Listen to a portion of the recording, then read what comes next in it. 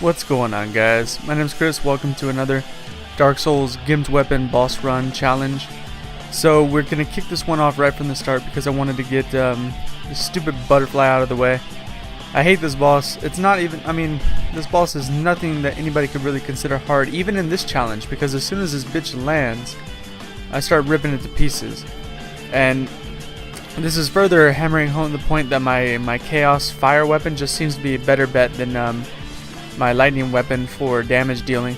Their base damages when they're enchanted are pretty much the same too. I think actually the Lightning Axe has a few points more base damage on any of the enchants, but that humanity bonus that the Chaos gets just is too much to ignore, so it ends up being my go-to weapon throughout the rest of the playthrough pretty much, except I do use the Lightning Axe from time to time.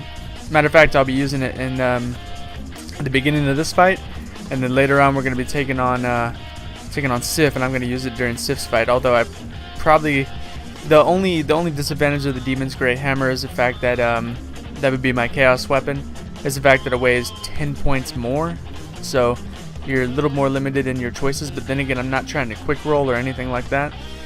I should be two-handed this. I don't know what I'm doing. I'm not maximizing my damage. That's what I'm doing. Lame sauce. So I switch it up here just for the hell of it.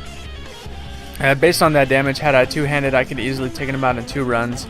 So not a whole lot different anyway. So basically, I'm just biding my time, waiting for this dickhead to come down. I don't really have much else to say. The fight's pretty self-explanatory and straightforward. Not a whole lot to it. So the only thing I wish I had kind of picked up a better magic resistance shield throughout the playthrough at some point. Like I should have. I don't think I ever went to the Undead Asylum again. Oh, I went there obviously for the Stray Demon, but I don't think I ever picked up the Crest shield, the one that has good magic defense. I'm just still using the Dragon Crest, which gets the job done, but I would have liked to have a little more magic defense in some other areas, especially against the 4 Kings. But which will be in the next video, by the way. I think maybe the next video will be 4 Kings, maybe not. We'll see. I'm not sure yet, but I got a bunch of recordings to sift through. And this dude's on his deathbed. He's going down, especially with that damage. Look at that.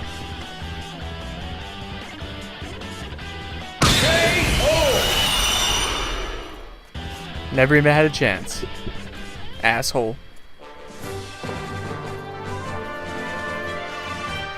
I hate that damn boss. It's not even anything you can consider difficult either. Especially if you summon Beatrice, which, according to the rules, I can't summon. You know, the self-imposed rules. But if you do summon Beatrice, that fight goes from trivial to you can close your eyes and win. I mean, Beatrice does all the work for you. It's kind of amazing, really. You see me cutting through here, trying not to get my shit pushed in by these dudes. All I got to do is talk to whatever that cat's, Alvina or whatever that cat's name is. I actually joined the Covenant here.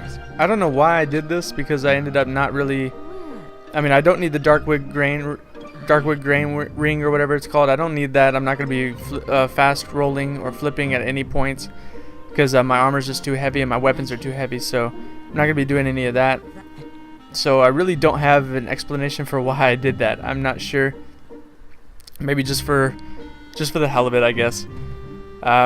Basically, after this, my first goal of the Lord Souls is to take down the 4 Kings, because honestly, that's the only one that will make or break this challenge. It's pretty much one of the, like I said in the last video, one of the 2 make or break challenges in this playthrough. First one being Ornstein and Smo, and as you saw, I took them down last video. So pretty much the 4 Kings is the only thing I'm worried about from this point on throughout the rest of the game. Even Gwyn I'm not too worried about. You can parry him, and I've got strong fire weapons, and he happens to have a weakness against fire, even though he uses fire attacks. Kind of blows the mind, right? So Sif is not too much of a problem, although he's fast as he always is, and he's a pain in the ass as he always is. But I'm not gonna take any risks. I'm gonna get my armor on, and we're gonna do this thing. Any day now. You can get out of the inventory. There you go.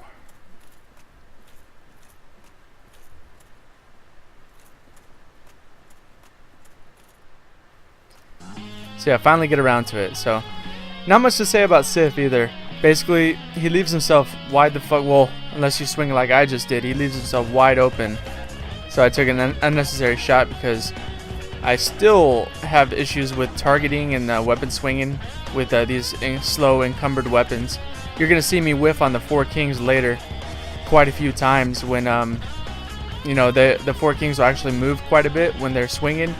So I end up whiffing quite a bit when I thought I had an, you know, on-target hit. So with Sif, I don't have that problem as much. Well, I just did another one right there, but basically, when you get under him like this, he leaves himself wide the fuck open.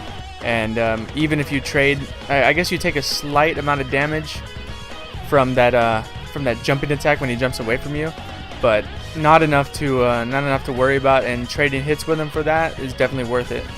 What is with me whiffing? This is horrible. But he gives me plenty of time to heal here. And I believe I pull my shit together for the rest of the fight. I stop playing like a douchebag. I start rolling when I need to. I actually switched up my weapon. I didn't know I did that. Why did I do that? Do I switch back? Because I don't really, I mean, it's doing, yeah, I guess I switched back here. Oh, okay, I was testing both of them. I had them both equipped. Got it. That attack pisses me off because every single time I think I block it, I guess it hits behind you or something like that. So when you're running up on him, even blocking, you're not gonna get shit, and you're gonna get hit. Although I have a decent amount of health, so I'm not all that worried about this guy taking me down. Although then again, I had like a centimeter of health left at one point early on in this fight. That move I used to hate because I used to try to block it like an idiot. But once I started watching like some other videos of people who are much better at the game than me, and they were just rolling through that bitch and getting out of it scot-free, and learned my lesson. So this guy, I hate it when he jumps out of targeting range because then I gotta retarget him, and he's always doing some shenanigans when you do that. So look at this dude hippity hopping around like a douchebag. But we're gonna close the distance and get some swinging on him. Basically cut his dick off from the angle we got underneath him. It's horrible. I hate killing this guy. I hate when he does this too. He'll just walk in a circle, and considering the speed of my weapon, he'll outdistance me easily, even when I have him on target. So, but I think you guys can see where this fight's going. It's pretty simple. You just wait for him. Did I actually block at that time, or did he totally miss? I don't know. But basically, he leaves himself wide open on many occasions during the fight, and you can easily punish even with the slowness of my weapon, which is kind of surprising at first considering how fast the boss usually moves. Sif is pretty quick, but he leaves himself open quite a bit. So look at me not succeeding at anything in life. What a horrible hit I took there. So I actually like Sif. I don't like killing him, but I actually like the boss fight itself. It's really cool. Look at me, man. I just can't put it together when it comes to taking a hit or to avoiding that strike. You think I would roll? You think I would like back up and block? You think I'd do something like, you know, fucking productive, but no. Apparently, I don't like to learn from my mistakes. But he's going down anyway. This is a boss that you can, with my vitality, this is a boss that you can easily afford to make more than your fair share of mistakes on. He's not too tough. Matter of fact, I mean, even on soul level 1 runs, he's not exactly a hard boss. Plus, you're not gimped in your weapon swings like I am, so you're putting out a lot more damage, a lot more quickly, and getting out of his hits. This is like the worst part right here. He's got to go finish him off. Awful stuff. That thing, that's a little surprise right there if you don't block that. I've gotten killed by that before.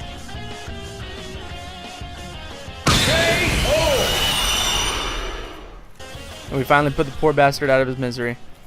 Would like that sword though, that'd be nice. Alright, and we're going to leave you guys with a clip of me upgrading the great sword to Divine +5. Divine +5 is as high as I'm going to go.